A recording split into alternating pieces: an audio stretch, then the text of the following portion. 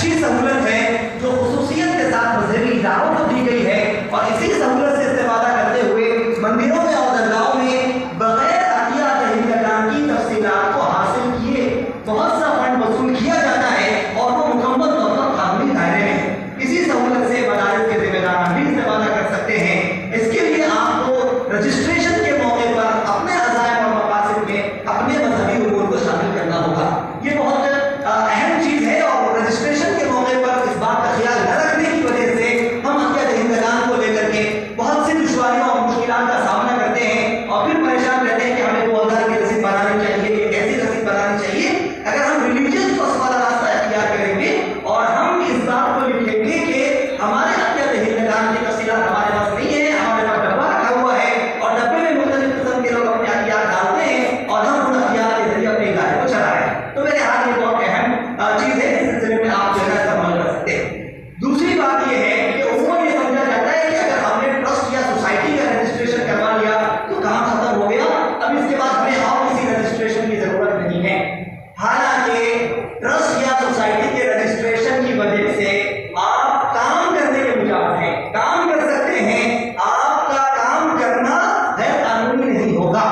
लेकिन महकमे income tax में अभी तक आपने कोई रजिस्ट्रेशन नहीं करवाया, जिसकी बुनियाद पर आपको हासिल होने वाले हथियार महकमे इनकम टैक्स आमदनी तसव्वुर करेगी, और जब उसको आमदनी तसव्वुर किया जाएगा तो आपको हासिल होने वाले हथियार पर महकमे इनकम टैक्स का मुतालबा करेगा। 30% तक का टैक्स आपको हासिल होने वाले रसीदों पर किया जा सकता है। उसके लिए हमें दूसरा बुनियादी रजिस्ट्रेशन जो महकमे इनकम टैक्स की जानिब से दिया जाता है वो 12AA का 12AA का रजिस्ट्रेशन बहुत ही अहम रजिस्ट्रेशन है। इसके बगैर इदारा चलाना और इसके बगैर अपने इदारे में हथियार का वसूल करना बड़े मसाइल का सबब बन सकता है।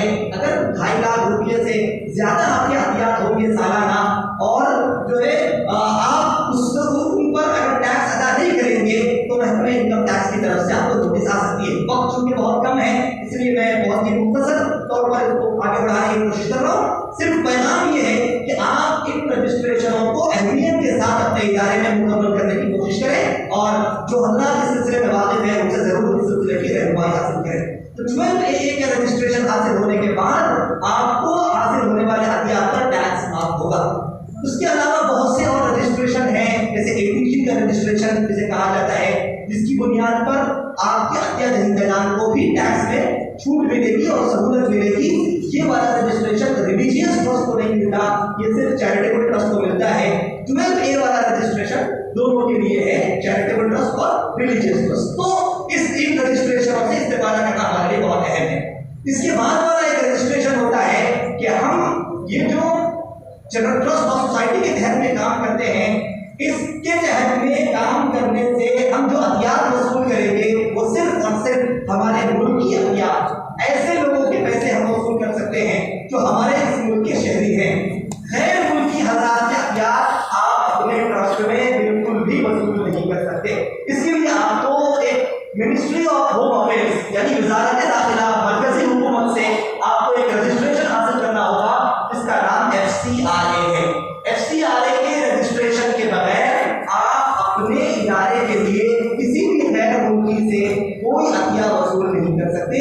ये गैर मुल्की हथियार इदारों के लिए बहुत ही खतरे की घंटी है, और अगर जो हजरात इसका रजिस्ट्रेशन रखते हैं उन्हें बहुत ही एहतियात के साथ इसको इस्तेमाल करना चाहिए। तो ये वो रजिस्ट्रेशन है जिनके जरिए आप अपने इदारे को मजबूत कर सकते हैं।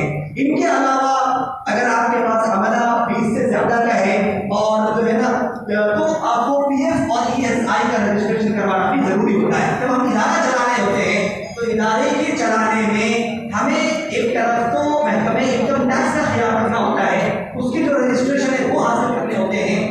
लेबर लॉ जो मुलाजिमीन के हुकूक हैं उनका ख्याल रखना होता है, और मुलाजिमीन के हुकूक के तहत हमें उनकी तनख्वाहों को मुरतब करना और उनके लिए PF और ESI का रजिस्ट्रेशन करवाना, जिसके तहत उनकी तनख्वाहों में से कुछ रकम हर माह मिलहा की जाएगी, कुछ रकम इदारे की तरफ से उसमें शामिल की जाएगी, और ये रकम जमा की जाएगी महकमे प्रोविडेंट फंड में और उनके रिटायरमेंट के मौके पर उनको वो रकम दी जाएगी। तो बहरहाल ये सब वो रजिस्ट्रेशन हैं जिनका ख्याल रखना हर इदारे के जिम्मेदार के लिए बहुत जरूरी होता है। तो